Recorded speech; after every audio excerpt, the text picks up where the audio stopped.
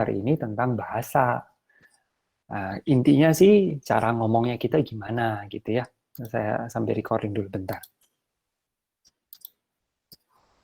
Nah, bahasa dan topik bahasa ini hanya satu sesi aja. Jadi hanya minggu ini.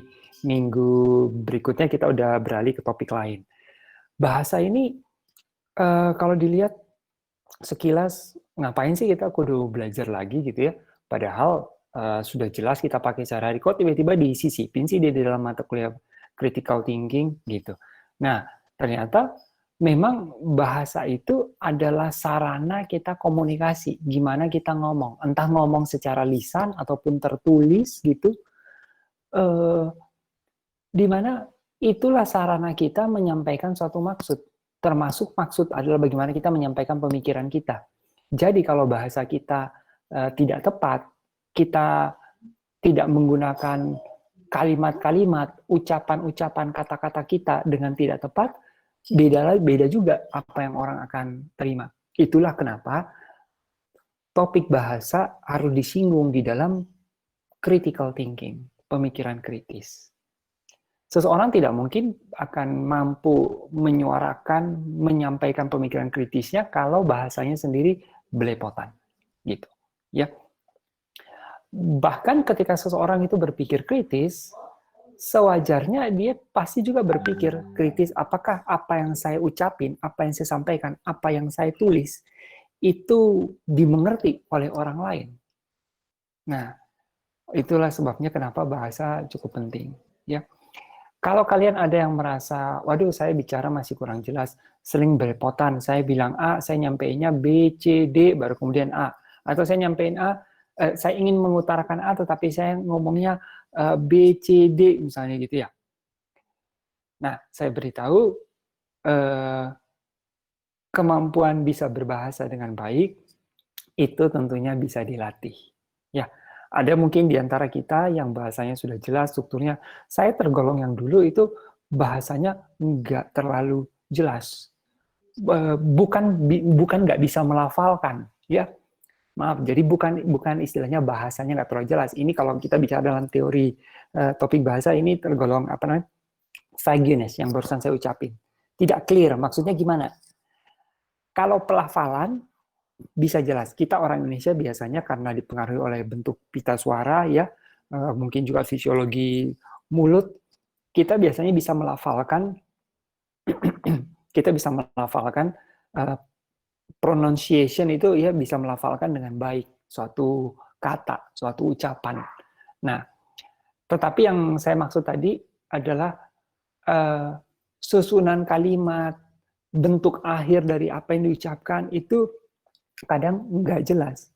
Tetapi saya bersyukur di dalam sepanjang masa studi saya hingga saat ini, saya berteman dengan kawan-kawan dari berbagai, Mbak tunggu dulu.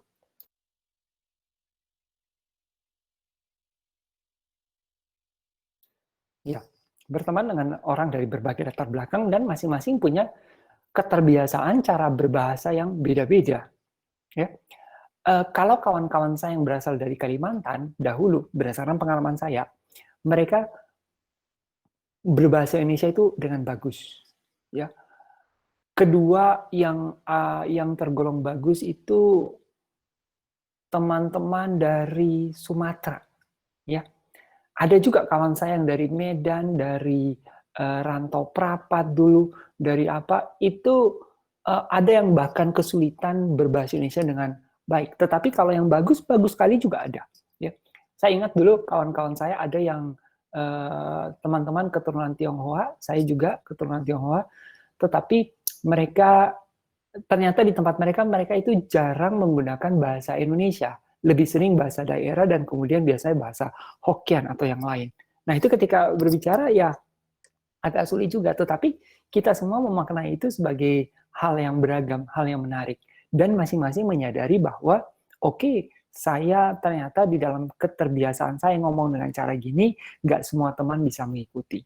Hebatnya masa itu di tahun 98 ya, 1998, kita tidak ada sedikit pun yang memojokkan kawan-kawan yang sulit berbicara. Saya bahkan meminta kawan saya yang mahir ya dari Medan untuk mengajarkan saya bahasa Mandarin, menuliskan karakter Mandarin ya. Dan di samping itu kita juga belajar berbahasa ketika kita harus berkelompok gitu ya, nanti maju presentasi, wah kita pilih teman-teman saya yang dari Sumatera itu memilih kawan-kawan yang dari Kalimantan atau dari Jawa yang berbahasa Indonesia itu sudah sangat lancar. Kalian bisa bayangkan, padahal itu kita adalah lulusan SMA. Lalu selama lebih dari 6 tahun, SD, SMP, SMA, bahasanya apa emang? Pasti bahasa Indonesia dong. Lalu kok masih kaku juga berbahasa Indonesia, bahkan sampai kita besar sekarang. Pasti di kalian juga kadang merasa seperti itu. Ya, penjelasannya adalah karena memang kita belajar, tetapi apakah kita mengaplikasikan sehari-hari? Bagaimana kita mengaplikasikan keilmuan, itulah yang akan berdampak bahwa ilmu itu mengena nggak, masuk nggak di kita.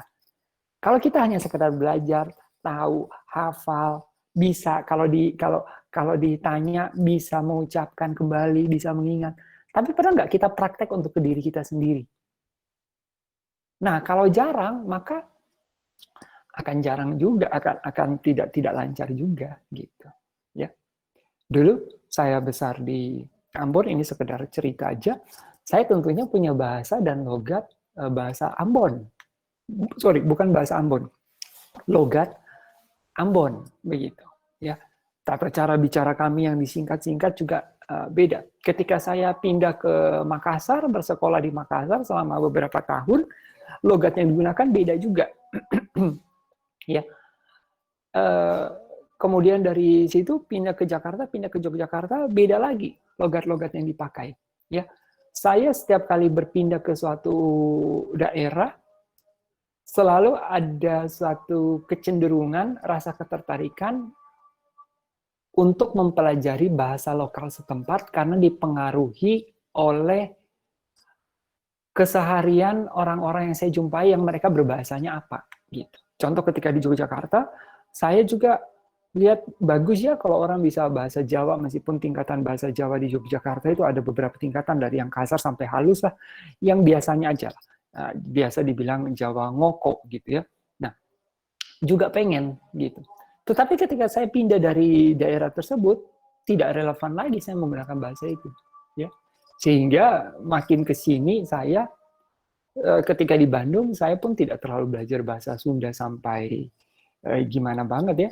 Mungkin saya punya waktu selama bertahun-tahun, lebih dari 5 tahun untuk bisa mendalami bahasa Sunda, tetapi seiring dengan aktivitas-aktivitas saya berkarya di dalam hidup, saya memandang yang paling utama tetaplah bahasa yang bisa dimengerti oleh kita semua masyarakat Indonesia. Dan bahasa itu adalah bahasa nasional, yaitu bahasa Indonesia. Dan saya sekarang usianya 40 tahun. Mampu mengucapkan kata-kata, mampu mengekspresikan maksud, kehendak dengan menggunakan bahasa yang baik, itu butuh dilatih. Tidak take it as granted, langsung dapat, langsung bisa. Enggak. Ya. Ketika berbicara di depan umum, kalau berbicara kepada di depan mahasiswa, orang yang kita ajarin biasanya kita nggak terlalu grogi, ya. Tetapi ketika saudara berbicara di depan audiens yang mana ada orang yang barangkali lebih tua dari saudara, ada yang lebih muda, ada yang lebih pendidikannya beragam, itu kita dituntut harus bisa menyampaikan apa yang ingin kita sampaikan dan bisa dimengerti oleh si audiens tadi. Dan itu adalah bahasa Indonesia kalau di tingkatan kita. Tentu kalau di internasional sekarang yang diakui adalah masih bahasa Inggris, ya. Kedepannya bisa jadi bahasa China, Mandarin, bisa jadi bahasa apa, India.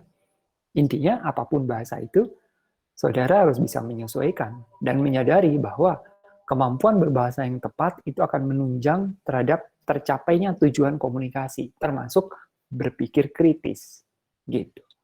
Ya. Jadi kalau saudara selama ini tidak terlalu mempedulikan atau merasa bahwa ngapain sih harus pakai bahasa Indonesia yang baik, teratur? Itu biasanya karena saudara belum mengalami kebutuhan akan menggunakan bahasa yang presisi. Tetapi ketika butuh, saudara harus sadar bahwa dan harus punya kesadaran, ngomong saya udah jelas belum? Yang saya sampaikan bisa didengar belum? Salah satu cara sebenarnya adalah ketika merekam suara kalian sendiri menjelaskan sesuatu, terus kalian play ulang, gitu. Atau kalau enggak, biasanya kita nulis dulu apa yang saya mau ucapin nih. Nulis dulu, umpamanya misalnya di dalam sebuah presentasi gitu ya. Saya dalam presentasi topik A nih. Oke, saya jelasin dulu pembukanya. A adalah gini-gini. Terus kalian baca ulang. Kok kayaknya nggak jelas ya? Caranya kalian baca ulang itu dengan cara kalian menempatkan diri kalian sebagai orang yang nggak tahu tentang topik A itu. Dan seolah-olah kalau diucapin kayak gitu, ngerti nggak? Ada pemahaman nggak? Gitu yang didapat. Nah, itu melatih kemampuan berbahasa. Ya, bahasa tergolong juga milik dari suatu kelompok masyarakat. Contoh kita menggunakan bahasa Indonesia di dunia itu ada banyak sekali ragam bahasa. Ya, ketika kita adalah orang dengan bahasa Indonesia, banggalah kita dengan bahasa Indonesia kita. Ya. Saya lihat di masyarakat kita, banyak kecenderungan masyarakat-masyarakat karena berbagai motivasi lebih menyukai penggunaan bahasa-bahasa asing. Padahal dia berbicara dalam konteks keseharian umpamanya. Saya ambil contoh ya, sebentar. Sebelum saya lupa, kita absen dulu ya.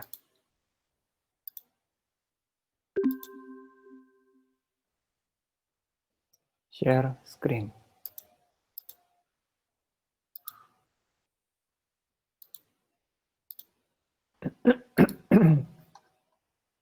Saya tadi makan kacang, makanya agak batuk-batuk.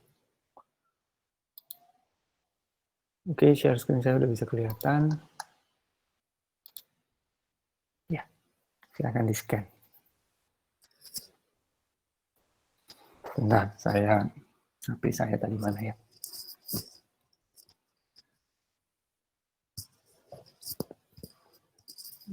Saya ke bawah dulu bentar.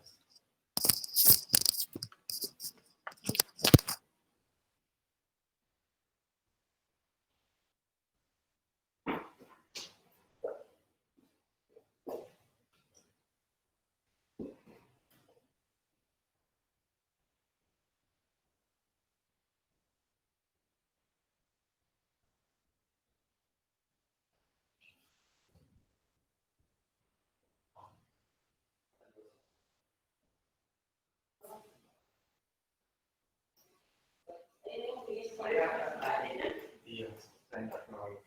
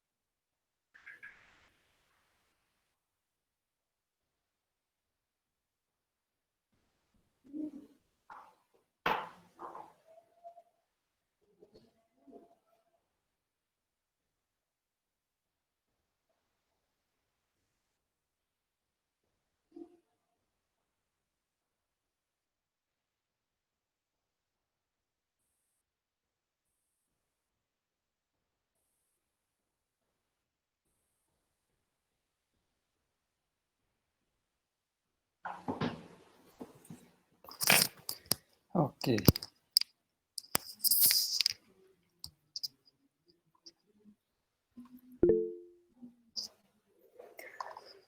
Ya sudah semua ya, 36, Dion, lagi izin sakit, terus gak ada, cuma Dion aja yang izin. Juan,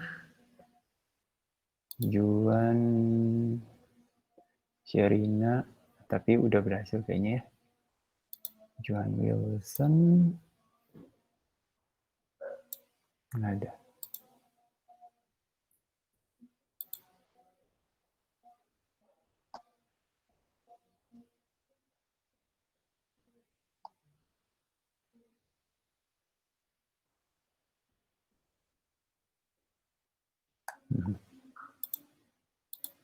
Oke, kita melanjutkan ke pembicaraan tadi. Mari saya buka slide-nya aja ya. Nah, sebagai contoh, belakangan saya lihat kecenderungan masyarakat banyak menggunakan contoh istilah-istilah dalam bahasa Arab, bahasa Korea barangkali, ya, bahasa Jepang, dan lain sebagainya. Bukan tidak boleh, tentu saja itu boleh, apalagi itu bisa menambah unsur menarik di dalam suatu komunikasi, ya. Memperkaya khasanah pemahaman kita, keilmuan kita terhadap istilah-istilah asing yang barangkali nggak ada padanannya di kita. Atau menambah lebih berwarna menariknya suatu komunikasi. Namun kita harus paham bahwa apakah lawan bicara kita menjadi mengerti apa maksud kita gitu ya, dan seberapa pentingnya kita harus mengucapkan istilah itu untuk bisa mendapatkan suatu pemahaman. Saya batuk lagi dulu ya. Nah, sebagai contoh gini, misalnya saya ngomong ke Anda ya, misalnya saya ngomong dalam konteks IT, software development. Saya bilang gini, maka kedua proses ini harus dijaga agar bisa saling bersinkronisasi hasilnya. Sinkronisasi dari dua proses. Nah, saya menggunakan kata sinkronisasi. Apakah ada kata lain yang bisa mengakomodir kebutuhan saya supaya bisa dipahami oleh orang lain? Apa ya? Sinkronisasi dalam bahasa Indonesia itu saya belum ketemu. Padanannya apa? Yang ada hanyalah serapannya, kata serapannya yaitu sinkronisasi gitu, ya. Nah,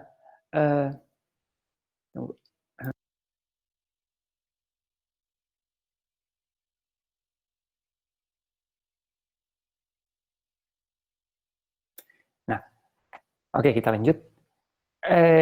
Sampai mana tadi? Soal sinkronisasi. Einstein pernah bilang gini, saya lupa persisnya. Sorry, bukan Einstein. Ada salah satu buku yang saya baca, punyanya siapa ya? Waktu saya masih S2 dulu. Di dalam buku itu dia bilang bahwa true man of science use apa ya, less or few. Intinya gini, seseorang yang memang berilmu pengetahuan, dia akan menggunakan kata-kata yang sulit, kata-kata yang teknis, sesedikit mungkin, bila perlu tidak sama sekali. Kecuali jika tidak ada kata lain yang bisa mewakili, mengakomodir apa yang ingin dia sampaikan. Jadi, seseorang itu semakin tinggi pemahaman, semakin tinggi ilmunya, ketika dia menjelaskan sesuatu, sedapat mungkin dia menjelaskan dengan sesederhana mungkin sehingga bisa dipahami orang. Dan saudara melihat begitu kan?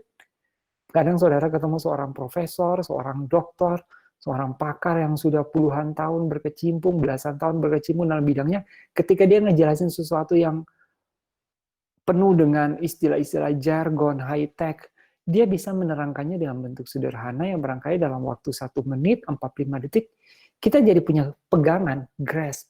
Oh, itu maksudnya.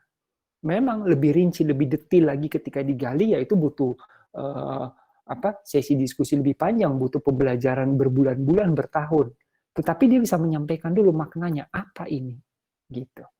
Ya. Nah, itu sudah disampaikan oleh para ilmuwan-ilmuwan dari zaman dulu. Ya, dari juga Einstein mengatakan gitu ya. Kalau Anda tidak bisa menjelaskan sesuatu dengan simpel, sederhana, bisa jadi Anda belum terlalu menguasai hal tersebut. Gitu. Nah, sekarang kita kembali ke kecenderungan masyarakat kita. Misalnya kita sering menggunakan istilah-istilah barangkali Arab, bahasa Korea, bahasa Jepang. Selain menambah suatu keberagaman dan menariknya suatu perbincangan yang mana itu tidak salah, kita lihat lagi motivasi pemakainya apa. Kita ambil suatu contoh insan. Barangkali kita mengucapkan istilah Arab, mengucapkan selamat ulang tahun kepada seorang kawan. Kita bilang biasanya kalau nggak salah, kawan-kawan saya biasa bilang barakallah fi umurik. Ada yang bilang fi umrik gitu ya. Oke, menarik ya, ada suatu penggunaan seperti itu. Tetapi penggunaan itu dimaksudkan untuk apa? Apakah sekedar menghias ataukah apa? Nah, biasanya saya lihat motivasinya untuk menunjukkan bahwa seberapa saya ini sangat beriman, beragama. Sehingga saya menggunakan istilah-istilah Arab di dalam keseharian saya. Yang mana kalau dari logika akal sehat saya, itu tidak masuk akal. Ya, untuk menunjukkan kadar keimanan dan seberapa patuhnya saya kepada agama, saya mempraktekkan penggunaan istilah-istilah Arab begitu. Ya, padahal penggunaan istilah relevansi saya menggunakan istilah Arab dengan ketaatan atau kepatuhan saya kepada agama itu tidak ada sangkut pautnya sama sekali. Nah, jadi kadang kita perlu menyadari hal seperti itu, ya, dan bisa menggunakannya pada konteks yang sesuai. Gitu. Saya pikir ucapan selamat ulang tahun itu sangat jelas, gitu ya. Dan seringkali orang yang mengucapkan suatu istilah itu kadang juga nggak paham secara persisnya ucapannya apa. Bahkan ketika berhadapan dengan orang Arab langsung, bisa jadi dalam konteks ketepatan berbicara dia malah keliru gitu. Mungkin pelafalan bahasa Arab itu salah ucapin sedikit aja bentuk mulut apa itu bisa jadi beda pengucapan dan beda arti gitu. Sementara kita mengucapkannya hanya sekedar supaya ingin nampak religius ya. Nah, mungkin yang pecinta komik Jepang atau apa mungkin juga lebih senang dengan istilah-istilah yang bahasa-bahasa Jepang. Semua itu silakan, tetapi kita harus kembalikan pada konteksnya. Ya. Nah, kalau saya berbicara dengan saudara seperti ini, saya harus gunakan bahasa yang paling aman yang bisa dipahami oleh kita semua, yaitu apa? Bahasa Indonesia. Begitu. Ya. Bahkan untuk menjaga juga ciri khas kita, sedapat mungkin kalau saya bisa menemukan suatu padanan kata untuk suatu istilah asing, saya gunakan bahasa kita. Traceability, keterunutan. Conformability, ketaat asasan. Misalnya gitu. Iya. Tujuannya bukan ngapain sih harus susah-susah pakai bahasa Indonesia segala. Tujuannya adalah kita kan juga punya suatu ciri khas. Nggak ada salahnya dong kita menjaga ciri khas. Ini kan mirip dengan ngapain sih harus makan ketoprak? Wong ada pizza kok, ada burger. Ngapain harus makan ketoprak? Ya nggak apa-apa, ketoprak juga oke, dan itu adalah ciri khas kita gitu. Nggak suka nggak apa-apa, tetapi kita tidak mengatakan bahwa ketoprak tidak penting. Itu adalah makanan khas yang juga bisa menjadi suatu nilai. Kalian bedanya apa sih? Jadi nggak ada bedanya gitu. Ya. Terkadang kita harus bangga kalau kita punya sesuatu pembeda dengan suatu bangsa yang lain. Bukan kita mau menonjolkan semangat kebangsaan yang tidak mau berbaur dengan dunia internasional, tidak. Tetapi milikilah suatu pakaian batik. Ya. Orang-orang Indonesia sangat bangga berpakaian batik, bisa tahu pakaiannya coraknya menarik. Iya, gitu. Ya. Jadi keberagaman dan kelestarian dari bahasa kita itu kembali kepada masyarakat yang menggunakannya. Ya, jalan-jalan di kota Yogyakarta, di Bandung ada beberapa nama jalan juga ditulis dalam aksara bahasa Sunda, bahasa Jawa kuno. Itu menarik saya pikir. Ya, bukan berarti kemudian kita jadi tergadaikan ilmu kita karena melihat tulisan-tulisan itu, enggak. Tapi kita menyadari bahwa itu bagian dari ragam budaya kita. Dan kita berbangga menjadi orang yang berasal dari suatu bangsa dengan beragam budaya, gitu ya. Nah, yang kita sangat sayangkan ada kelompok-kelompok orang yang ingin membuang ragam-ragam budaya itu dan mereka hanya ganti dengan budaya satu budaya, misalnya budaya Arab, dan sialnya lagi budaya itu juga datang dari luar, ya ampun. Ya, semua budaya itu adalah ciptaan dari anak manusia kita. Ya, Tuhan menciptakan kita bersuku-suku, bermacam-macam, bermacam-macam model agamanya. Tujuannya itu untuk memperkaya supaya orang nggak, barangkali supaya manusia itu nggak bosan gitu ya hanya satu model. Tapi malah kita memberangus budaya-budaya lain dan kita malah mengangkat budaya yang lain, gitu ya. Oke, jadi pentingnya berbahasa. Silakan dalam konteks apa gunakan bahasa yang ini. Kalau dalam konteks bermain, santai, bercanda, gunakan bahasa-bahasa yang tidak usah kaku tepat sepenuhnya, itu nggak apa-apa, gitu. Tetapi saudara juga sadar kalau berbicara menyampaikan pemikiran kritis dan lain-lain, saudara harus tahu, oke, saya ganti mode, saya bicara ini. Nah, gitu. Saya bicara dengan format yang benar, yang tepat. Tapi ingat, format yang tepat itu kalau jarang dilatih juga pasti akan kesulitan. Ya.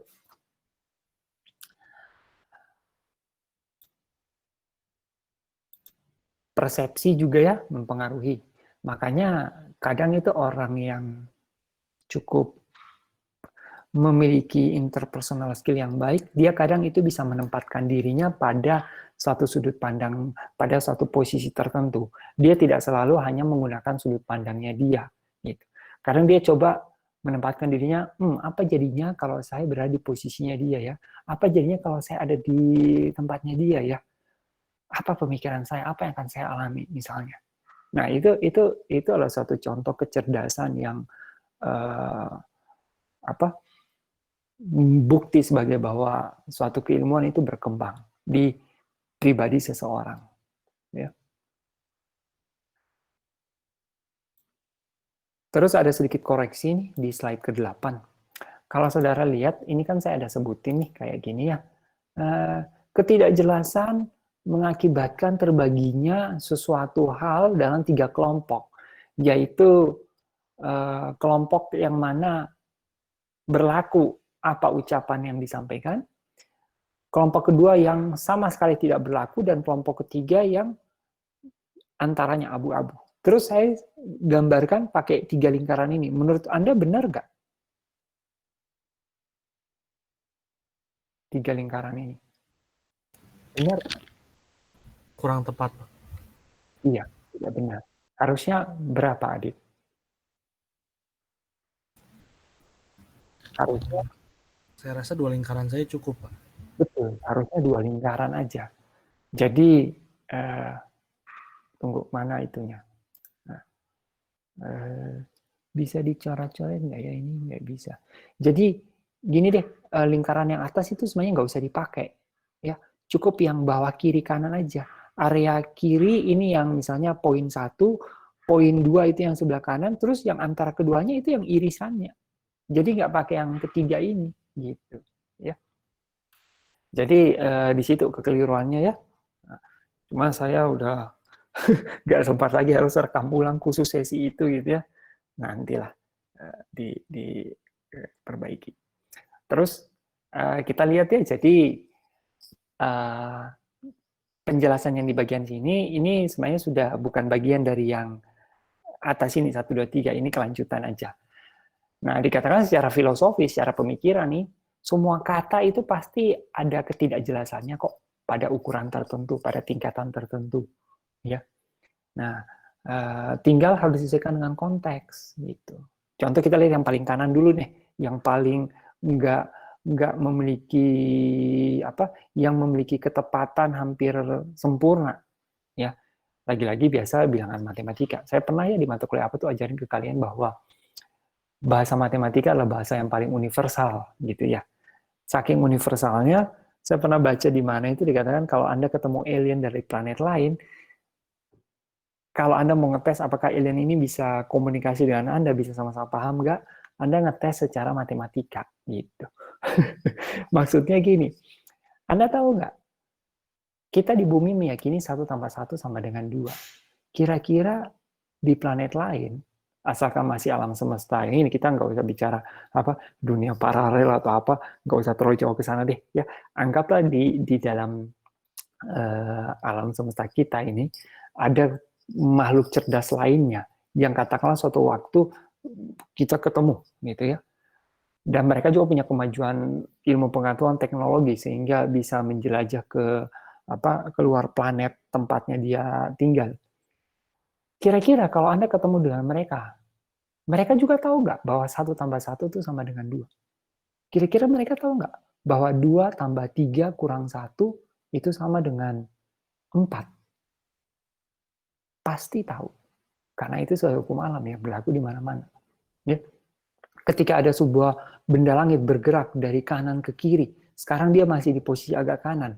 Kira-kira Anda dan alien itu tahu nggak bahwa dia pasti selama tidak ada yang mengganggu akan nyampe ke kiri? Pasti. Gitu. Jadi kalau ketemu alien misalnya, terus Anda nunjukin bolpen gitu ya, Anda kasih mainan bahasa isyarat dulu misalnya ya. Anda bilang, ini 1 bolpen, terus Anda ambil lagi 1 bolpen yang sama, gitu. Terus Anda bikin tanda sama dengan, terus Anda taruh 2 bolpen di situ. Ya.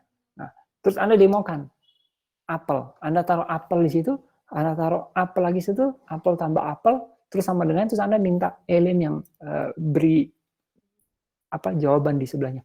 Pasti dia taruh 2 apel. Itu sudah bentuk komunikasi, ya, bahasa matematika, gitu. Ya. Nah, jadi bilangan prima, saya nggak salah kan di video, bilangan prima itu bilangan yang hanya bisa dibagi oleh 2, yaitu dirinya sendiri dan angka 1. Selebihnya dia akan mengakibatkan pembagian yang pecahan. Ya. Jadi itu little or no vagueness. Kemudian ada yang agak rancu tetapi masih moderat lah. Nah, contoh seperti ini. Kemudian yang benar-benar rancu, sopan, bermoral, saleh. Kadang orang tuh tulis saleh itu S-H-A-L-H, saleh gitu ya.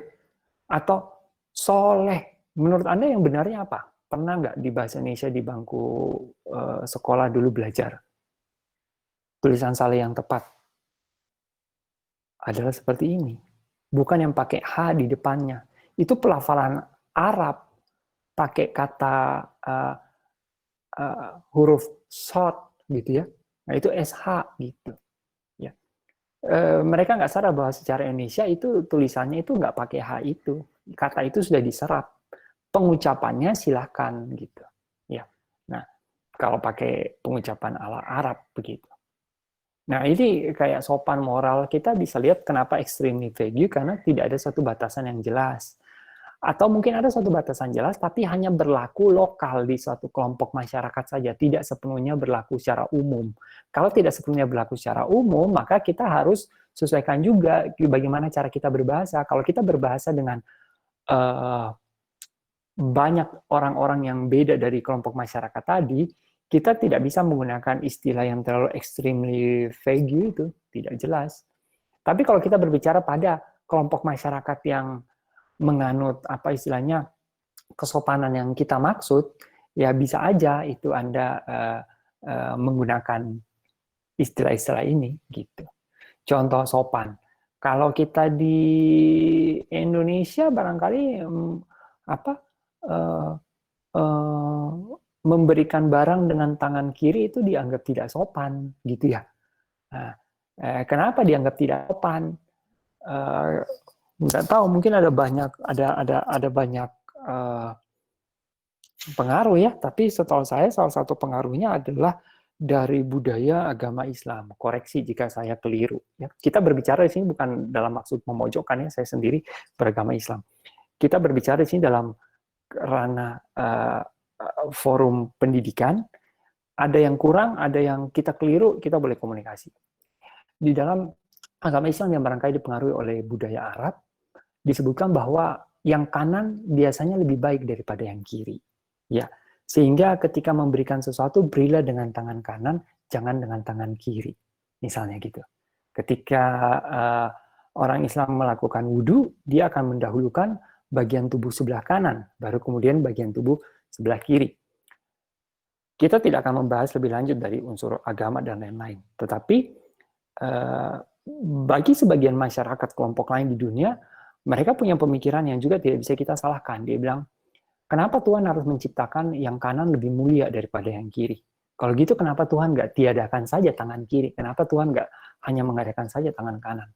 Tuhan menyediakan kedua belah tangan ini, kanan dan kiri, yang dipakai untuk manusia bisa berkarya di dalam dunia ini. Bagi mereka kanan dan kiri adalah sama-sama mulianya. Nah, saya tergolong yang juga setuju dengan hal yang tadi. Tapi saya sesuaikan ketika saya berada di suatu kelompok masyarakat yang memang memaknai kanan lebih sopan dari kiri. Tentunya ketika saya harus menggunakan tangan kiri, saya minta permisi, misalnya, maaf Mbak ya, pakai tangan kiri. Nah, udah seperti itu. Ya, jadi kita ada sedikit melakukan penghargaan juga. Ya, kita harus sadar di mana posisi tempat kita dan apa yang masyarakat kita anut. Tetapi kita tidak boleh juga, ya sudah kan saya di masyarakat Indonesia, ya udah saya akui aja bahwa kanan itu lebih mulia dari kiri. That's it, selesai. Enggak, kita harus punya juga pemikiran. Istilahnya orang itu semakin tinggi pendidikan, semakin dia biasanya mempertanyakan eksistensi akan sesuatu yang bagi orang biasa itu sudah bukan masalah, tidak perlu dipertanyakan. Tetapi seseorang yang berilmu pengetahuan, berpikir kritis, seringkali mereka kadang terbersih untuk mempertanyakan, kenapa tidak yang kiri, kenapa tidak yang tangan kanan gitu ya, dan lain sebagainya. Ya, kalau kalian pernah ada lihat seperti materi-materi di jurusan di kafe itu berpikir kreatif gitu ya, di masyarakat kita itu anak kalau tulis pakai tangan kiri, kalau di pengalaman saya, sekolah-sekolah saya dulu, itu seringkali dimarah sama gurunya, nggak boleh pakai tangan kiri, tangan setan itu, gitu ya, pakai tangan kanan. Kawan saya di SD ada yang tangannya diikat di kursi, supaya tangan kirinya yang biasa dia pakai nulis, nggak boleh. Dan kemudian menjadi cemooh di antara kita, bahwa itu kidal, itu si kidal, gitu ya. Kita bisa lihat betapa betapa jeleknya dulu ya pemahaman saat itu. Kita bersyukur dengan kemajuan ilmu pengetahuan, internet, sekarang orang-orang jadi lebih tahu. Ya, nah, kita sekarang jadi lebih tahu, oh yang mana keliru, oh yang mana sudah benar, yang mana harus dilakukan penyesuaian. Ya, jadi sopan itu sangat beda. Ya, beda kelompok masyarakat bisa jadi berbeda juga. Ya. Kalau di saya, di Ambon, memanggil seseorang yang lebih tua, langsung aja pakai namanya. Misalnya namanya Joni, hey Joni, gitu ya. Joni, sini dulu, temani saya, misalnya gitu. Ya. Tapi kalau di Jawa itu nggak sopan. Panggil dong, Kak Joni, Mas Joni, A Joni, gitu ya. Bang Joni, misalnya gitu. Nah, beda. Di kami, jika kami panggil nama bukan berarti kami nggak sopan gitu. Tetapi kesopanan kami dilihat dari sikap bahasa tubuh kami, intonasi nada yang keluar, begitu. Ya. Nah, moral ini juga bisa beda-beda ya. Bermoral dengan tidak. Ukuran saleh, apakah saleh ini berarti semakin taat dia beragama, menjalankan ibadatnya, berarti dia tergolong saleh, mungkin beda masyarakat bisa beda suatu penilaian. Maka ini extremely tidak jelas. Sehingga kita harus berhati-hati ketika menggunakan kata-kata seperti ini di dalam pemikiran kritis gitu. Ya. Anda berbicara di dalam forum di negara barat misalnya, Anda misalnya bilang, Anda bikin contoh gitu ya, for example, I met Alice this morning. She gave me milk using left hand, which is very rude. Ya, orang-orang akan bingung. Maksudnya apa? Gitu ya. Apakah susunya dilempar ke mukanya atau apa? Nah, Anda membawa suatu konteks moral yang mana moral itu punya batasan boundary yang tidak jelas dan Anda menggunakan itu di dalam suatu pembicaraan. Maka menimbulkan ketidakjelasan bagi si pendengar. Gitu. Ya. Ada komentar nggak terkait ini? Jujur, kalau menurut saya nggak sulit ya. Kalian pasti paham. Ambigu nih yang barangkali kita baru sama-sama tahu, termasuk saya. Ambigu itu ternyata ada dua bentuk ya, ambigu secara semantik dan ambigu secara sintaksis. Syntactical ambigu, ya itu. Ini barangkali kalau saya boleh sedikit geserin ke arah programming. Anda punya variabel A global dan Anda berada di dalam sebuah fungsi ini punya parameter variabel A dan Anda punya variabel lokal lagi A. Ketika Anda sebut A sama dengan 2, compiler bingung. Ini A mana yang dia maksud, variabel lokal kah, parameter kah, atau variabel global gitu. Sehingga biasa compiler seperti bahasa Java atau Pascal itu ada bilang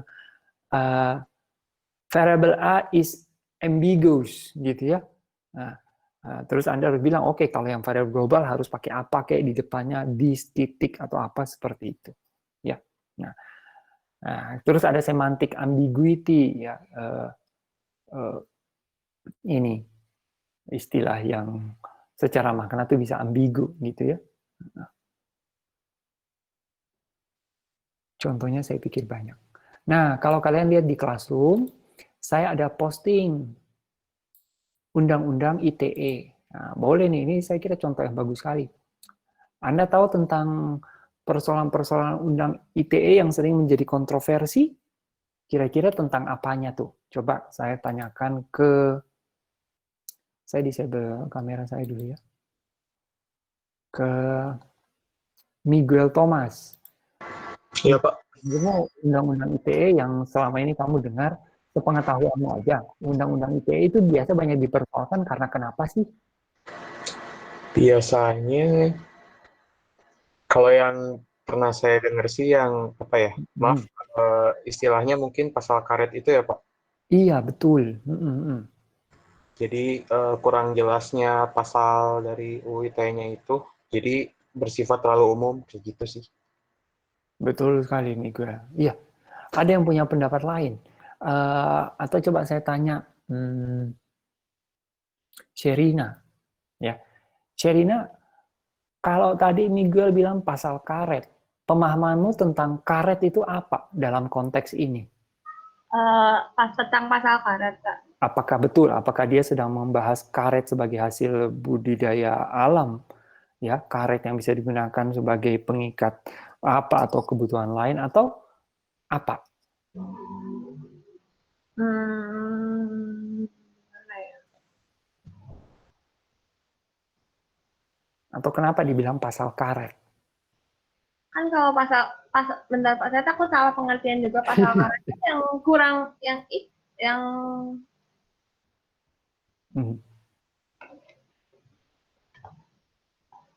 Iya, betul. Pasal karet adalah sesuatu yang kurang jelas. Ibarat karet itu kan bisa ditarik, bisa dilonggarkan, bisa karet itu dibikin mengembang, dibikin menyusut gitu ya. Nah, karet. Jadi bisa disesuaikan sesuai kemauanmu seperti apa, kebutuhan. bisa diambil celah gitu kan Pak, jadi Iya, jadi kalau dibilang pasal karet, pasal yang bisa kita atur-atur supaya kena sesuai yang kita inginkan. Karet, dia nggak punya batasan yang jelas, yang clear. Gitu. Ya. Nah, Undang-Undang ITE. Oke, jadi terima kasih siapa tadi? Miguel dan Sherina ya. ITE itu kepanjangannya apa tuh? Saya lupa. Informasi dan Transaksi Elektronik kalau nggak salah. Kita tinggal buka aja ya. Nah, nanti kalian bisa buka sendiri. Sebenarnya saya mau jadikan tugas, cuma kalau saya lihat pasalnya kok panjang banget maksudnya. Padahal yang saya mau sorotin cuma 1-2 bagian, jadi nggak usah tugas, kita langsung bahas aja lah.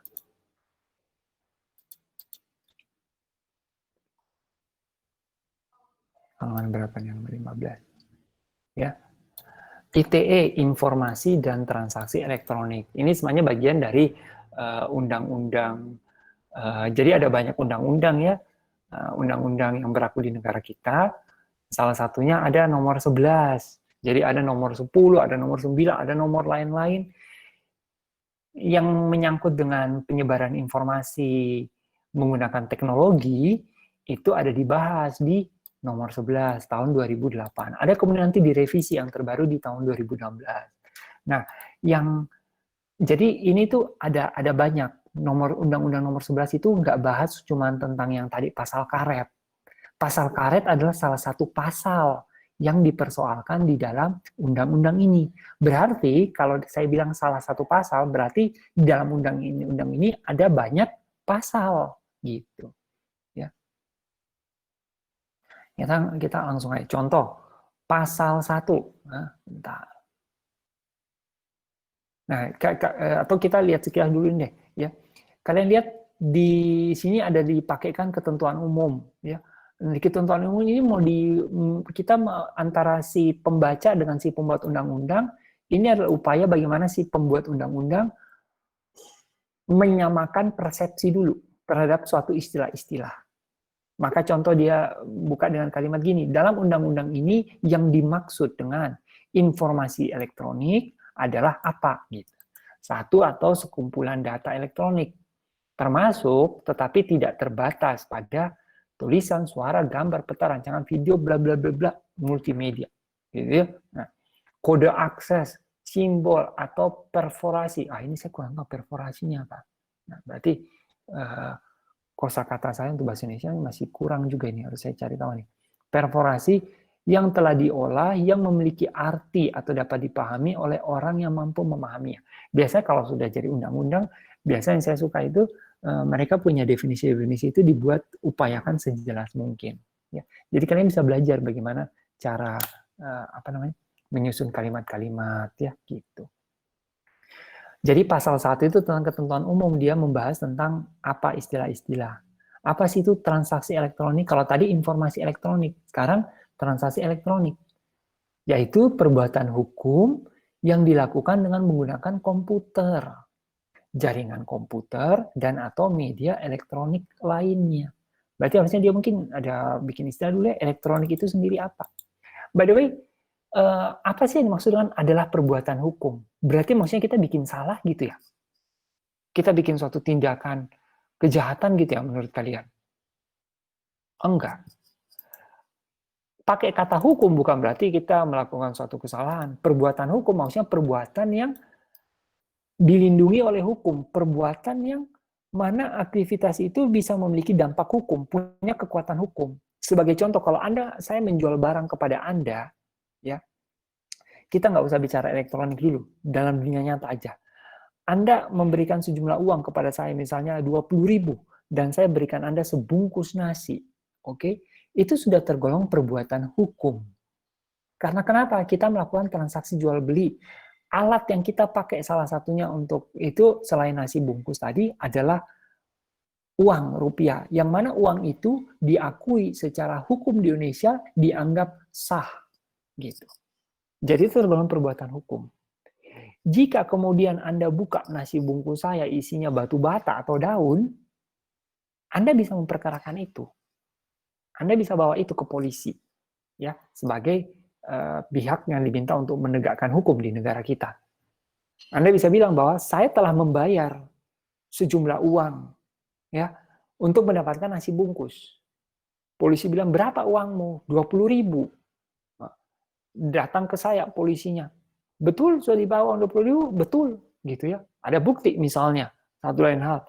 Karena Anda membayar pakai uang yang mana itu dilindungi oleh hukum, maka apa yang kita lakukan itu adalah tergolong perbuatan hukum. Bukan melanggar hukum ya, bukan, belum. Perbuatan hukum dulu. Ternyata kemudian saya melakukan tidak memberikan apa yang seharusnya, ya itu berarti sudah bisa dianggap melanggar hukum. Tetapi kalau kasusnya, iya dia kasih saya uang 20.000 tapi uang monopoli. Nah, polisi akan lihat dulu. Oh, berarti ini dia tidak menggunakan sesuatu yang dilindungi oleh hukum. Berarti, oh maaf, berarti kalian ini bukan tergolong perbuatan hukum. Gitu. Ya, itu cuma main-main aja. Nah, misal seperti itu. Jadi, segala aktivitas jual beli yang melibatkan mata uang yang diakui secara resmi di negara kita, itu dia sudah tergolong perbuatan hukum. Ya. Yang dilakukan dengan menggunakan komputer, jaringan komputer, dan alat elektronik lainnya. Nah, jual beli sekarang diperbantukan tidak hanya secara fisik, tetapi bisa dengan bantuan teknologi, perkembangan teknologi, elektronik. Itu juga tergolong dilindungi dengan hukum. Saya belanja, Pak, di mana? Di Tokopedia? Enggak, saya kena tipu. Di mana belanjanya Tokopedia? Enggak. Bukalapak? Enggak. OLX? Waduh, melalui iklan-iklan aja sih, transfer langsung rekening. Waduh, gitu ya. Udah transfer, barangnya nggak datang-datang, Pak. Di kontak, akunnya diblok, HP-nya nggak bisa dihubungi. Waduh, gitu ya. Itu terus bisa diproses nggak secara hukum? Menurut Anda? Bisa. Namun nangkapnya nggak semudah nangkap penipu di Tokopedia. Penipu di Tokopedia, Bukalapak itu sangat sulit karena adanya mediator. Mediator ini sebagai Tokopedia atau Bukalapak, Anda tentu semua sudah tahu, mereka akan mentransfer dana ke si penjual jika memang barang sudah diterima oleh pembeli, diakui oleh pembeli, dan tidak ada komplain dari pembeli. Ya. Tetapi penjual juga bisa dirugikan di sini. Kalau pembeli nggak konfirmasi, padahal secara pengiriman dari agen kurir itu udah nyampe. Maka si mediator, pihak Tokopedia atau Bukalapak juga harus memperhatikan kepentingan pembeli dan juga kepentingan penjual. Kalau pembeli diberikan batas waktu, tolong kabari dalam 2x24 jam, barangnya gimana. Kalau Anda nggak mengkonfirmasi dalam waktu 2x24 jam, kami anggap itu sudah sesuai dan kami akan berikan dana kepada si penjual. Kesalahan Anda jika kurang dari lewat dari 2 hari baru Anda mempersoalkan hal itu. Dan itu tentunya sudah ada di dalam syarat dan ketentuan yang biasanya kita nggak baca, kita udah langsung next gitu ya. Nah sekarang kalau kembali yang tadi belanja di OLX, nggak ada perantara Pak langsung. Tetapi karena itulah perbuatan hukum, tetap itu Anda bisa menuntut. Tetapi ya mencarinya lebih sulit, gitu ya. Mungkin polisi akan istilahnya berkoordinasi dengan si penyedia platform, misalnya OLX. Itu pun OLX-nya ada mencatat nggak orangnya tuh tanggal berapa, login, terakhir aktivitasnya apa, gitu ya. Dia dari IP mana. Nah, Anda bisa lihat di sini, apa jadinya kalau software-nya dirancang itu nggak mencatat logging activity. Logging dari IP address berapa, pakai komputer browser apa, jam berapa, menit ke berapa dia login, kapan saja dia login, dari IP mana. Itu kan semua harus didukung dalam rancangan software. Jadi kalau kalian bikin software, software-nya harus bisa menunjang terhadap suatu penyelidikan, bukan sekedar bikin login, login berhasil, selesai. Kadang kita gitu, tetapi kadang kita bikin software, kita hanya memperhatikan fitur-fitur utama, padahal di dalam software ada fitur-fitur lain yang mendukung terhadap tadi. Aspek akuntabilitas, software ini bisa diandalkan nggak? Bisa dianggap accountable nggak? Bisa dipercaya nggak? Gitu. Nah, salah satunya adalah Anda harus memiliki mekanisme logging atau mencatat, merekam jejak apa yang terjadi, perubahan-perubahan di dalam Anda. Saya pernah bangun sistem informasi rumah sakit, itu yang mengisi rekam medis pasien nggak boleh sembarang orang. Nggak boleh. Kemudian jika sudah direkam, itu maksimal hanya boleh dilakukan perubahan data hanya 1x24 jam. Dan itu hanya oleh orang yang benar-benar berwenang, misalnya oleh si dokter sendiri yang mendiagnosis pasien. Nggak boleh dia diagnosis orang ini kena penyakit A. Terus nanti ada yang dengan mudah edit, ya penyakit A plus lah sama penyakit B. Oh, nggak boleh. Itu berarti kebenaran data menjadi dipertanyakan, tidak bisa dipertanggungjawabkan oleh sistem. Bagaimana kalau dokternya sendiri yang keliru, Pak? Sudah lewat dari 1x24 jam. Boleh dikoreksi, tetapi tidak menimpa yang lama. Jadi nggak ada sistem tip X. Nggak ada sistem coret gitu, nggak ada tip X, kemudian menimpa dengan yang baru. Tetapi menuliskan entry yang baru, yang menjelaskan ini revisi terhadap rekaman yang sebelumnya diberi tanda gitu, ditandai, ya. Nah, prinsip akunting juga gitu tuh, ya. Kalian mungkin sudah ada yang belajar tentang sistem informasi akuntansi dan lain-lain. Ya. Oke. Jadi di pasal 1 ini kita kembali ke yang Undang-Undang ITE, Ini menjelaskan ya, bla bla bla bla. Kalian bisa lihat tuh. Ya. Dan biasanya undang-undang kayak gini tuh sudah melalui proses proofreading ya. Udah dilihat kata-katanya ada yang keliru, ada yang tidak tepat. Jadi kalau kalian lihat ini semua sudah benar. Contoh dikirimkan tidak ada, di spasi teruskan, dikirimkan nggak ada. Termasuk harusnya di sini penggunaan istilah data-data itu tidak mereka tulis double. Data-data itu kan sendiri data udah jamak kan. Pak, boleh tanya dulu, Pak? Oh nggak boleh. Ya, kita lanjut. Nggak, bercanda. Bagaimana? Kenapa? Itu, Pak. Kalau misalkan itu di nomor 1 kan ada tulisannya tidak terbatas ya, Pak. Berarti Iya. bisa karet juga nggak, Pak? Kan bisa aja yang nggak di situ Iya betul. dipermasalahkan. Kalau tidak terbatas, kalau gitu nggak ada punya boundary dong, gitu ya. Nah biasanya orang mengucapkan orang menggunakan istilah seperti ini, termasuk tetapi tidak terbatas, berarti bahwa kalimat ini mau mencoba mencakupi apa yang diketahui sekarang, termasuk jika kedepannya ada tambahan-tambahan yang sejenis. Tetapi sebenarnya istilah tidak terbatas ini memang juga memunculkan suatu kerancuan. Dan di dalam bahasa Indonesia, dan di bahasa Inggris juga ada ya, including but not limited to, misalnya gitu. Jadi ada hal-hal yang, tapi masih dalam koridor yang dimaksud di sini. Jadi kita harus paham konteksnya. Sebagai contoh gini ya, ini kan dia bilang suara, gambar, peta, rancangan, foto, elektronik, surat elektronik, dan lain-lain. Yang dia maksudkan sebenarnya adalah media-media digital nih. Ya, dia bilang suara, gambar, peta, rancangan, foto. Ada video lagi nggak? Telegram, telex, telekopi, atau sejenisnya, huruf, tanda, angka, simbol, perforasi, dia nggak bilang video ya. Meskipun ada yang bisa menjelaskan video sebagai kumpulan dari gambar dan suara.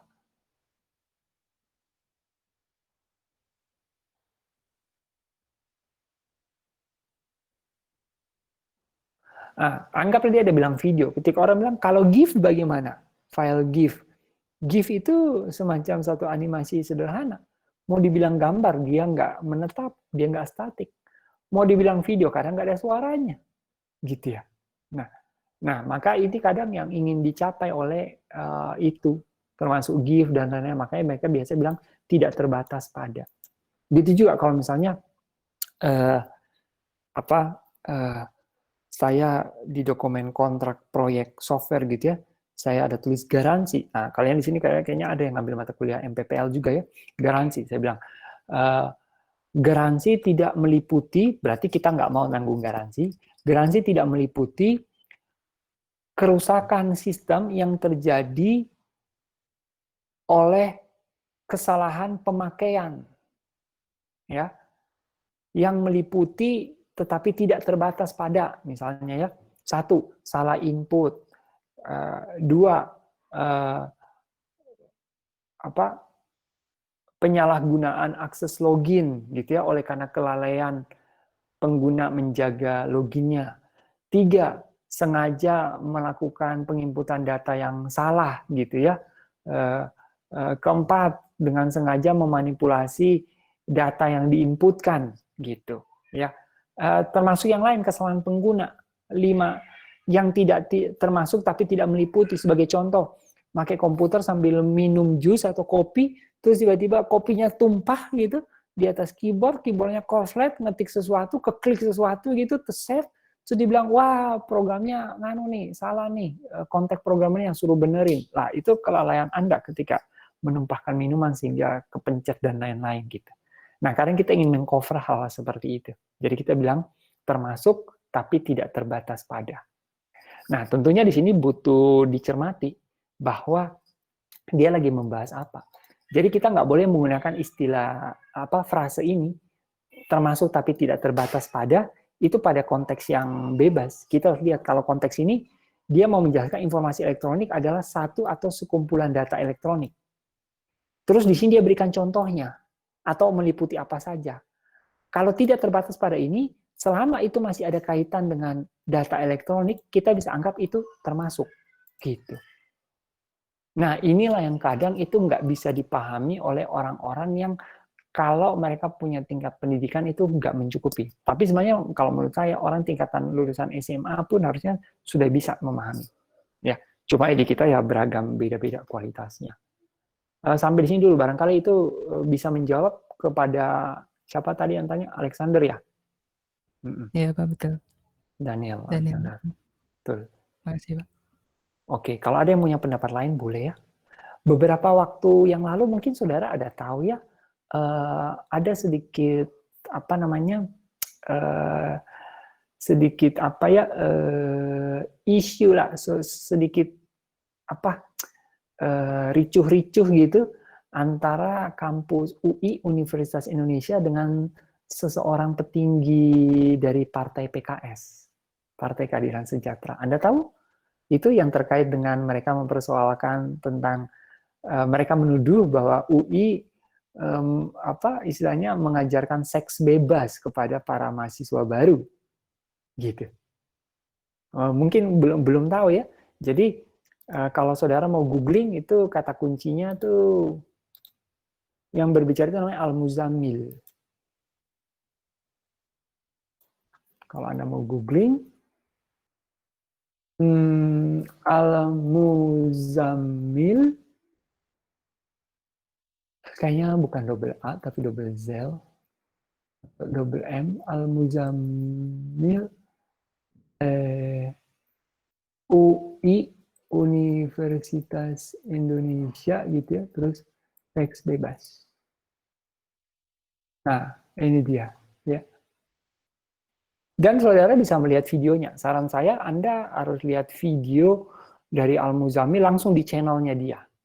Bagaimana cara dia menjawab, terus Anda boleh lihat cuplikan materi, entah dalam bentuk barangkali screenshot di video atau lain dari yang dimaksud dari materi. Kalau kita di THB kan NSOP ya, New Student Orientation Program. Kalian ada dicari hal-hal apa gitu. Nah di UI juga ada gitu ya. Nah di dalam itu ada tentang nama apa istilahnya, nama kayak materinya, nama mata kuliahnya itu kayak apa istilahnya, pencegahan kekerasan seksual. Dan di dalam salah satu topiknya itu ada tentang apa saja yang tergolong dengan kekerasan seksual gitu. Dan di dalamnya itu ada pembahasan seks konsensus, suatu kesepakatan. Ya. Nah, mereka ini salah memaknai suatu tulisan. Apa yang mereka tangkap itu beda.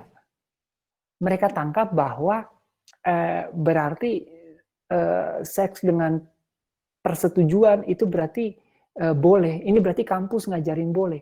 Padahal kampus ini lagi ngajarin teori gitu.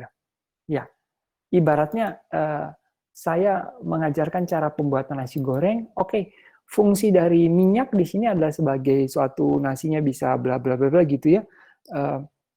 Minyak ini mengandung unsur lemak, ada lemak jenuh dan tak jenuh, yang itu juga bisa mempunyai manfaat buruk bagi tubuh gitu. Terus Anda menyimpulkan, wah kalau gitu Pak Irvin di video masakannya itu mau bikin mati orang karena suruh orang pakai minyak yang ini. Dia keliru ya. Kita menyampaikan suatu keilmuan. Tetapi kalau gitu boleh nggak kita bilang, kalau gitu saya, atau untuk kasus yang UI tadi, itu mengalami ketidakjelasan, sehingga audiens menjadi bingung. Nah, sebenarnya tidak juga. Karena kita berbicara dalam konteks, sekali lagi dikembalikan pada konteks. Konteksnya apa? Konteksnya kita sedang belajar dan mengenal jenis bahan. Salah satu yang dipakai adalah minyak. Dan orang perlu tahu sifat dari minyak apa. Kita tidak mengajak bahwa secara eksplisit menyatakan, oke, dengan demikian makanlah minyak secepatnya jika Anda tidak mau berusia lebih dari 50 tahun. Misalnya gitu. Enggak. Tetapi kemampuan literasi orang Indonesia memahami suatu tulisan itu kadang masih sangat parah. Sehingga mereka nggak nangkap. Itulah yang saya bilang, jangan sampai terjadi pada kalian. Kalian harus mampu bisa berbahasa dengan baik. Kalau bisa berbahasa dengan baik, dilatih. Seringlah berbahasa Indonesia. Selagi masih muda. Nanti kalau kalian nggak terbiasa muda, dan kalian kemudian lulus kerja, dan kalian juga lebih banyak gitu, kalian tergolong nanti yang mudah digiring opini oleh orang karena tidak bisa menguasai suatu bahasa, entah lisan maupun tulisan. Gitu. Ya. Saya aja jujur kalau saya masih anak SMA dulu, saya kalau ketemu seperti kayak Al-Muzammil gitu, saya bisa dengan mudah tergiring. Tapi sekarang tidak. Saya justru bisa melihat ada pola pattern penggiringan apa yang dilakukan. Gitu. Ya. Yang saya bisa beritahu kepada adik-adik saya, ponakan saya, mahasiswa saya gitu ya, supaya harus bisa kritis mencerna. Sebenarnya kalau kita kritis mencerna, nggak ada itu tempat di masyarakat kita ya, orang-orang yang ingin mengadu domba atau membawa isu-isu sara, mereka nggak akan memperoleh tempat di masyarakat kita. Kalau semua masyarakat kita mampu berpikir dengan jernih dan kritis. Tetapi karena banyak hal itu justru kemakan oleh masyarakat kita, berarti premisnya membuktikan bahwa therefore masyarakat kita masih sangat kurang dalam kemampuan berpikir kritis. Gitu. Ya. Lanjut lagi dulu ya, kembali ke yang soal ini. Jadi salah satu pasal karet yang dimaksud adalah pasal 27 kalau saya nggak salah tadi, berapa sih di halaman 15, kita skip ya. Halaman 15 ini dia. Pasal 27 membahas tentang perbuatan yang dilarang. Bab 7 itu membahas tentang perbuatan yang dilarang. Setiap bab mungkin mengandung lebih dari satu pasal. Ya, apa bedanya Pak? Bab itu membagi suatu bagian sedikit lebih besar. Pasal itu jika ada, ini saya nggak tahu. Ya, saya nanti hanya mengarang-arang aja istilahnya. Nah, kita lihat ya, setiap orang dengan sengaja, jadi kita sekarang mau bahas tentang pasal karet, tapi saya bukan aspek hukum, saya cuma mau menunjukkan ke kita dalam kaitan kita mata kuliah critical thinking, mana unsur vagueness-nya itu. By the way, vagueness itu ucapannya benar gitu ya, jangan-jangan pelafalannya beda. Vague, iya betul. Ya. Jadi kalau vagueness, artinya, nggak ada sini pronounce-nya ya. Oke lah, vagueness. Nah, tidak jelasannya itu di mana. Oke, kita tinjau yuk nomor 1. Nanti saya tanya ke kalian ya, menurut kalian yang setiap ini ada yang jelas atau nggak jelas. Nomor 1 dulu. Setiap orang dengan sengaja dan tanpa hak mendistribusikan dan atau mentransmisikan dan atau, kalian ngerti nggak kalau dibilang dan atau? Dan itu kan berarti yang ini harus true dan ini juga harus true. Ini dia nggak mau. Dia bisa dua-duanya true atau-nya berarti salah satunya true gitu. Sebenarnya sih kalau pakai logika cukup pakai atau aja dan nggak usah gitu. Karena kalau atau jika dua-duanya benar ya nggak masalah. Salah satu benar itu juga sudah memenuhi persyaratan tanpa harus pakai dan atau ya. Ada kasus memang perlu dan atau. Oke. Dan tanpa hak mendistribusikan dan atau mentransmisikan dan atau membuat dapat diaksesnya ya informasi elektronik. Apa itu informasi elektronik? Tadi di bagian awal ya, ketentuan umum sudah dibahas. Dapat diaksesnya informasi elektronik dan atau dokumen elektronik yang memiliki muatan yang melanggar kesusilaan. Bagian mana yang menurut Anda karet atau tidak jelas?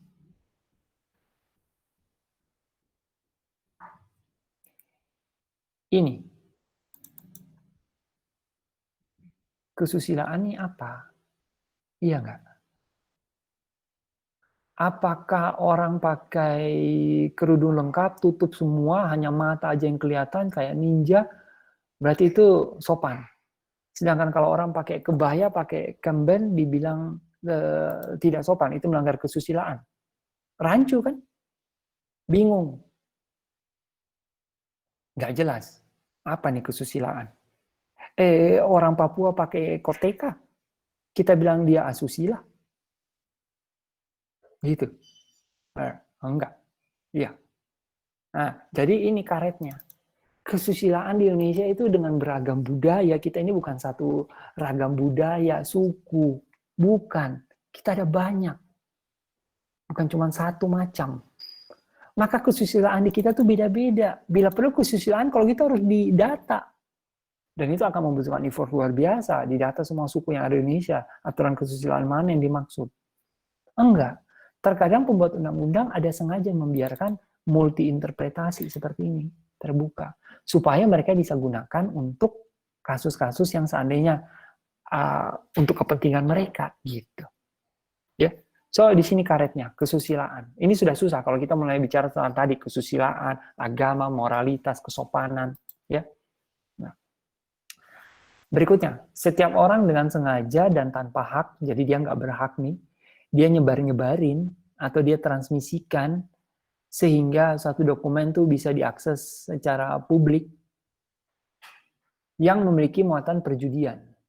Pak, kalau saya, sorry, jangan bicara muatan perjudian, kita bicara dulu dengan yang dimaksud dan dapat diaksesnya. Saya ambil contoh. Kalau saya posting di Facebook, nih, ya, tetapi postingannya visibility-nya nggak publik, namun friend only. Menurut Anda itu tergolong nggak membuat dapat diaksesnya kepada publik? Tergolong nggak? Tergolong. Enggak kok, bukan publik, cuman buat teman-teman saya aja. Itu tergolong karena teman Anda adalah bagian dari publik. Dan tidak ada jaminan ketika Anda bagi ke teman Anda bisa membagikannya kembali. Maka Anda membuat itu menjadi mungkin. Gitu. Lain kalau private yang hanya bisa Anda seorang yang melihat. Gitu. Kalau saya beritahu ke mama saya gimana? Kalau masih dalam lingkungan keluarga, setahu saya itu tidak tergolong publik. Tapi kalau sudah keluar dari keluarga, om, tante, kawan, itu sudah tergolong publik. Gitu. Ya. Nah, berikutnya ya. Yang memiliki muatan perjudian. Oh, saya tahu pasti di antara kalian mungkin ada orang tua atau kalian sendiri belakangan ini dalam 1 tahun terakhir, bahkan 2 tahun terakhir, banyak banget ya SMS terutama Telkomsel tuh. SMS apa namanya? Iklan-iklan judi, togel, iya nggak? Poker, iya. Saya kalau di HP iPhone saya itu ada ratusan nomor yang sudah saya blok, kebanyakan semua nomor Telkomsel. Iya. Ya, maksudnya si penjual ini dari orang-orang pakai nomor Telkomsel untuk menyebar spam kayak gitu. Ya. Sekarang coba kita berpikir kritis yuk. Beberapa tahun lalu pemerintah mewajibkan setiap registrasi kartu prabayar itu harus disertai dengan KTP dan dibatasi kan, satu orang hanya boleh punya maksimal berapa 3 kartu kalau nggak salah, gitulah. Terus harus lengkap KTP dan KTP-nya harus tervalidasi dengan KK. Tujuannya apa? Supaya bisa terkontrol. Logikanya kalau bisa terkontrol, kesimpulan yang kita bisa angkat konklusinya, kalau ada iklan-iklan perjudian dan kalau kita lapor, harusnya mudah dilacak dan diproses hukum pihak tersebut. Iya enggak? Iya, konklusinya harus mengarah ke sana. Karena mudah bisa dilapor, ya. Therefore, orang yang mau melakukan aksi kayak gitu akan semakin berhati-hati, akan takut. Dia tidak serampangan beriklan. Ya enggak? Kenyataannya dia serampangan beriklan dengan berani. Berarti premis-premisnya banyak yang enggak terbukti.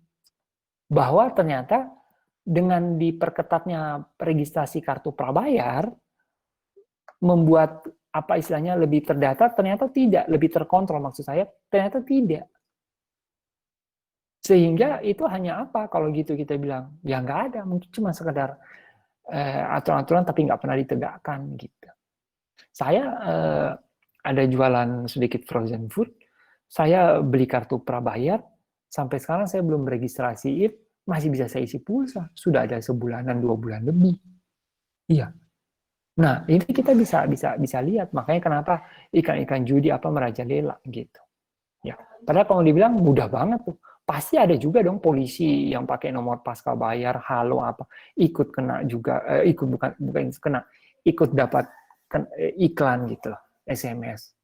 Tapi tetap aja masih ada banyak. Maka saudara bisa narik konklusi berarti apa gitu. Setelah saudara sekarang diajari berpikir kritis.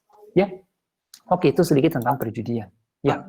Muatan perjudian, jadi kalau film judi juga itu termasuk dong Pak?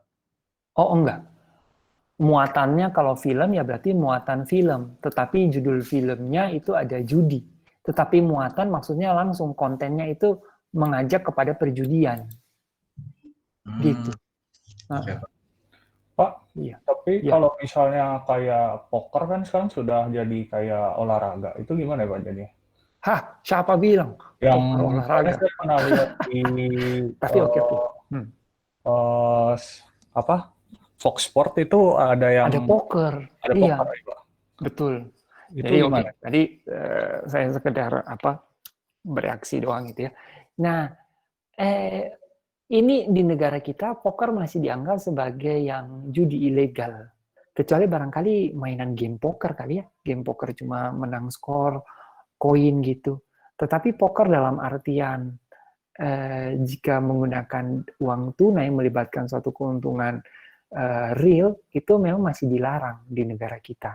Sehingga negara lain yang sudah istilahnya mengakui poker itu boleh, bahkan dipertandingkan, diolahragakan, itu bagi mereka itu sah. Tapi kalau di Indonesia legal ya, tapi di kita itu tidak legal.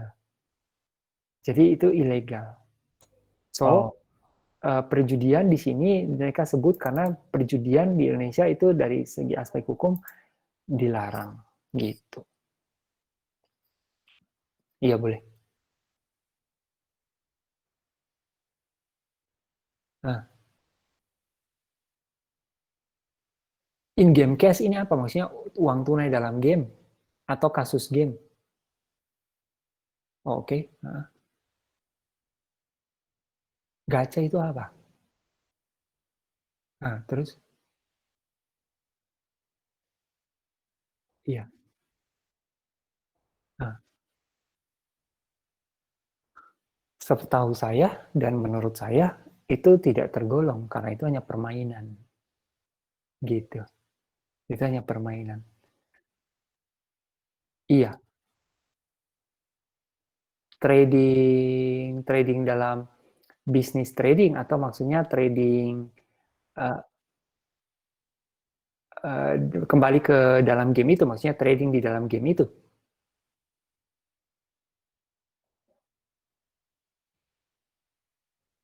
Kalau selama ada barang yang dipertukarkan itu masih tergolong sah.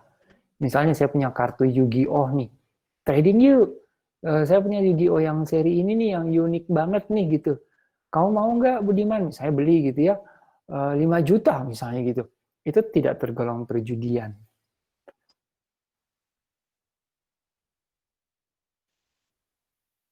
Oh ya, itu tergolong ada barangnya. Cuma barangnya dalam bentuk misalnya kayak kepemilikan istilahnya saham ataupun trading di bursa efek gitu ya, perdagangan mata uang, itu diakui legal oleh negara. Maka itu enggak tergolong perjudian. Meskipun orang yang melakukan bisa menganggap itu sebagai suatu tindakan gambling, judi.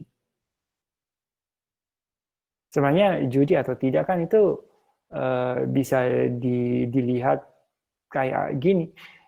Seseorang di pasar saham, dia mau membeli saham atau enggak, dengan suatu perhitungan yang dia lakukan, dengan suatu pertimbangan yang matang, itu tidak tergolong judi.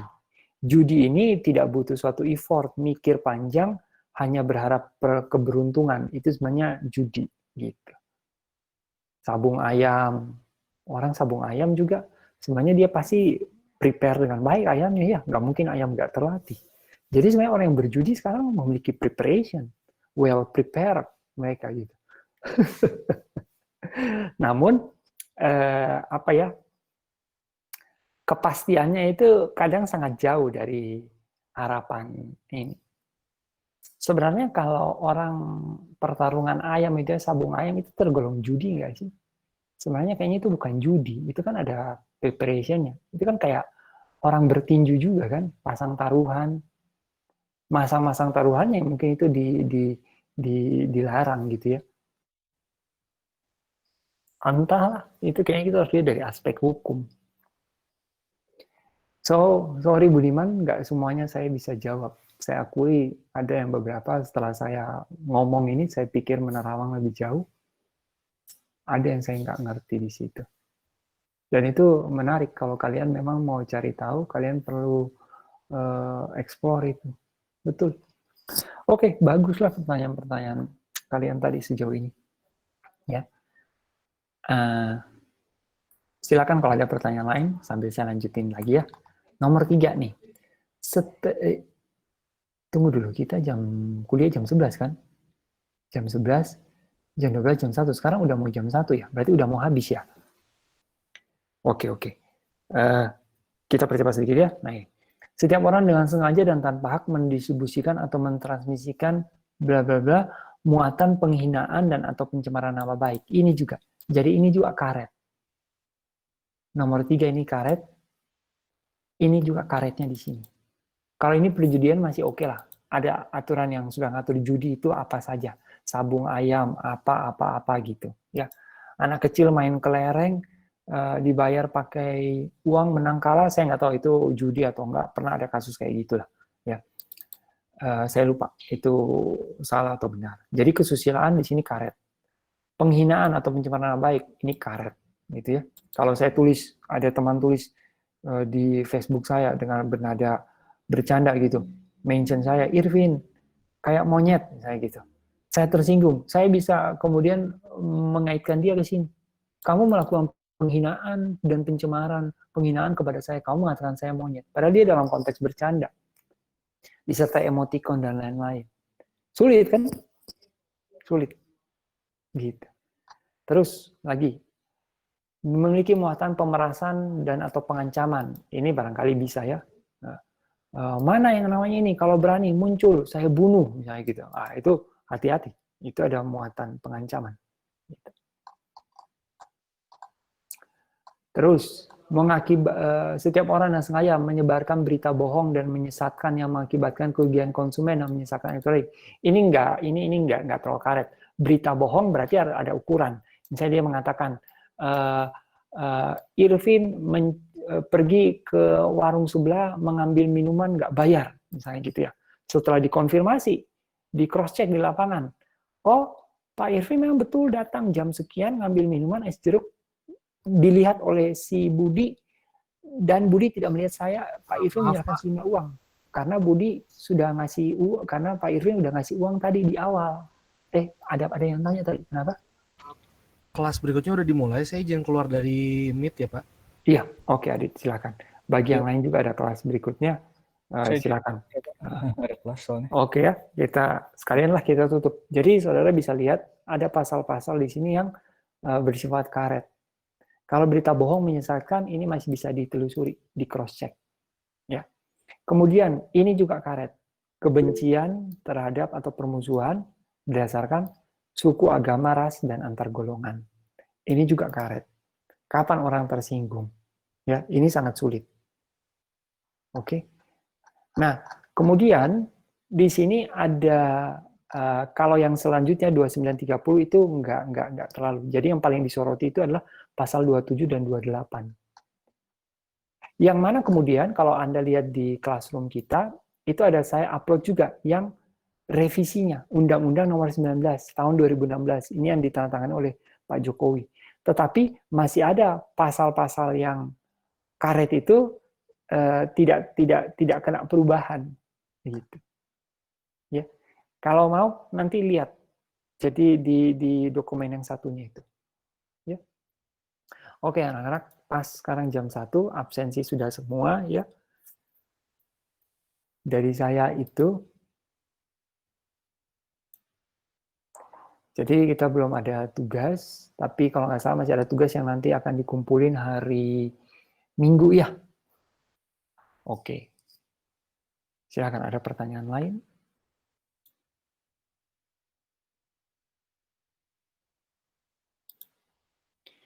Kalau tidak ada, cukup bisa kita tutup. Terima kasih atas perhatiannya. Jangan lupa tugas yang nanti harus dikumpulkan. Oke semuanya, terima kasih dan selamat siang. Terima kasih Pak. Terima kasih Pak. Iya, Terima kasih. iya, makasih. Terima kasih Pak.